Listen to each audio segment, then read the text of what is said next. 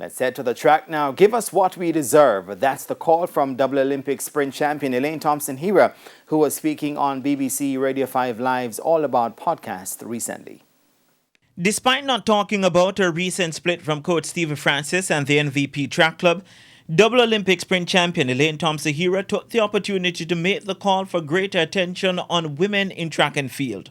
I think we should get the attention that we deserve and also equal payment, because everybody is working hard. So the attention, for example, the first Diamond League of the season, you have all 8 women from the previous season line up and we do go out there and compete. So for us, you will never see that on the men's side. Every single year, every Diamond League, you have at least 5 top women competing.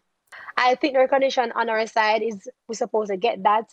And we are doing the same as the men. We're working hard, we're training hard, we're competitive, we're competing at our highest. Thompson-Herah believes the number of clashes across the season may affect the hype of our major championships. We are never afraid of competing, It's always happening over the past years where you have all women in a Diamond League championship lining up before the championship even comes. So, we have that feel of already competing with the women before the championship. So it's always all of us lining up, competing. And I guess because we're not complaining, but, I think we should speak up or something, so... Yes. At 10.54 over 100 meters and 21.53 over 200 meters, only American world record holder Florence Griffith Joyner's 10.49 and 21.34 seconds has run faster than Thompson-Herah.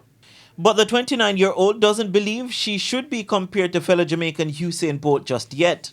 After claiming the double Olympic champion at the Rio, it was a rocky path for me, so... I think my recognition from my side and comparing to Usain, I think it's not comparable at all because, he keeps dominating every year, breaking records. I am close to the world record, so I think he's in a class by himself and I'm in a class by myself. Bernardo Brown for TVJ Sports.